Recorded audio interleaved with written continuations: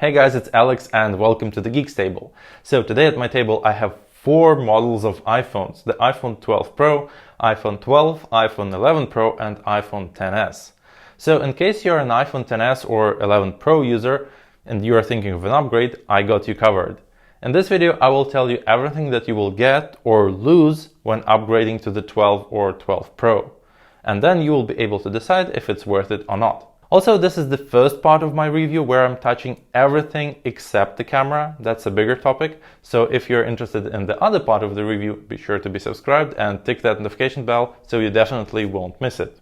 Alright, so let's start with the screens. All the iPhones have OLED panels now. Some people miss LCD screens that non-Pro models had. And since I assume that you have XS or 11 Pro, you should be okay with OLED. Also, Apple tries to improve the colors of the OLED, which can be too green compared to the LCD screens, and so far they did a good job. And if we compare the screens, we may notice that the temperature is slightly different across them. I've added the original SE just because it's the only iPhone with an IPS panel that I have now. Notice that the XS is more blue and 12 and 12 Pro are more yellow. And honestly, I do prefer the gamma of the iPhone 11 Pro here, because it seems more close to the real whites and somewhat close to the screen of the SE. Starting from the 11 Pro, you have a screen with a higher contrast ratio. So if you're watching this on your iPhone XS, just imagine that the places where the brightest and the darkest parts collide, they just pop out and the whole picture looks more vivid. iPhone 12 and 12 Pro have slightly bigger screens. For us, the users, it means just an extra line of text, and we don't really get that much. And this special note is for the XS owners. None of the other models have 3D touch, and functionality is still there, but instead of a strong press, you have to use a long press. For those of you who are unsatisfied with the Face ID, there is nothing really new to tell. All 4 devices behave the same way, same working angles and same speed.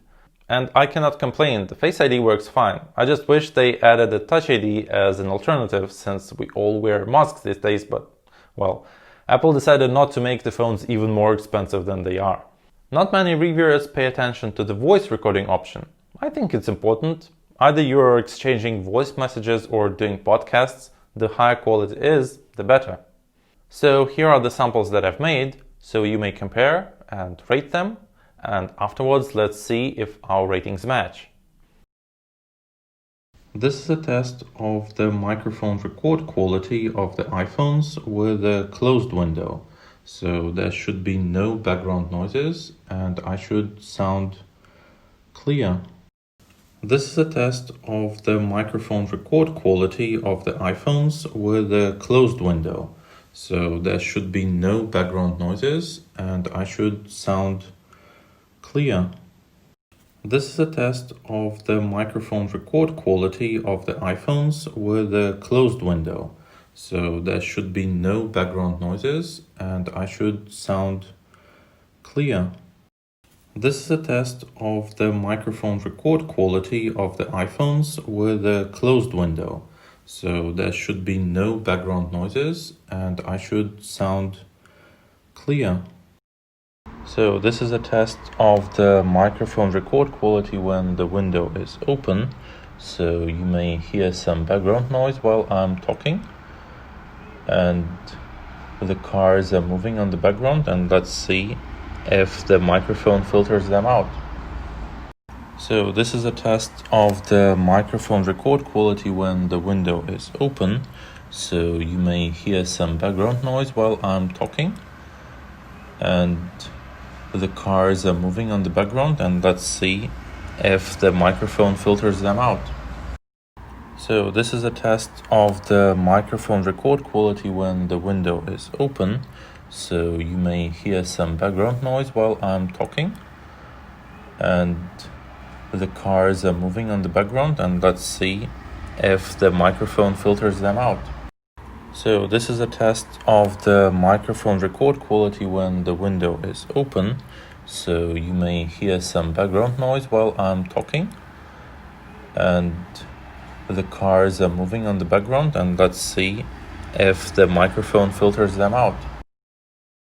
So to me, the iPhone 12 was the best. Next one was the iPhone 12 Pro, then iPhone 11 Pro, and finally the iPhone XS. So if you rely on your iPhone's microphone much, you'll get a boost in the quality when you upgrade. Now let's talk about the performance. So all the CPU of the iPhones are extremely powerful, and I have never had a moment when I was feeling that my iPhone is not fast enough. And even when launching the Antutu test, I've been actually watching what's happening on the screen, like these 3D scenes, and I was satisfied even with the XS performance. Of course, the rating was as expected. iPhone 12 Pro was the highest and iPhone XS was the lowest. But here's the thing. Have you ever noticed that switching between the heavy apps like YouTube, Safari and Skype would trigger them to reload once you return back to them? And I was expecting this thing to be fixed because, new CPU, new RAM, they could do the trick. But I can confirm that this bug still exists in the new models. So this is more likely a software flaw than the hardware one. I also tried rendering a Lumafusion project. It's in 4K, has some color correction, speed correction, and some transformations. And surprisingly, I haven't seen an improvement at all. Well, maybe 1 or 2 seconds, but come on, it's nothing for a 5.5 minutes project. I've mentioned that I have never been upset with the iPhone's performance, but what has made me upset was the network speed.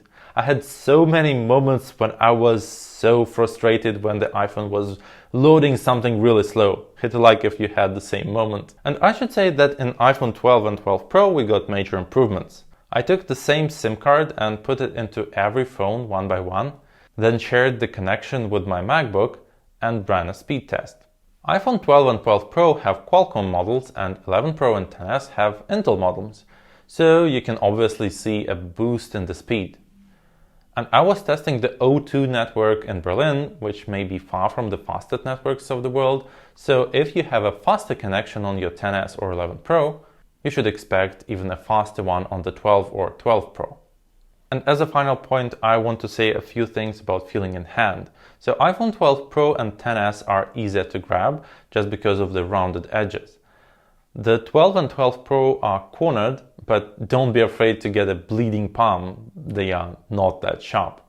So if we're not touching the camera, that was the idea of the video, what would I do if I had an iPhone XS? I would definitely upgrade to the standard iPhone 12 because it has a slightly bigger and much better screen. It has faster Wi-Fi and cellular speeds. It has an improved microphone, and it's even 10 grams lighter than the XS. If I had an 11 Pro model, and again, I'm not comparing the cameras now, I would keep it because, well, I like the screen temperature of it. It's still a high contrast and very bright display. Well, consider upgrading only if the voice recording or the network speed improvements matter to you. But aside from that, and the camera, the iPhone 11 Pro is still a great phone. Well, maybe not the number 1 anymore, but definitely number 2, or maybe 1.5. Please write down in the comments what would you go with if you had an iPhone XS or 11 Pro, and let's compare our thoughts.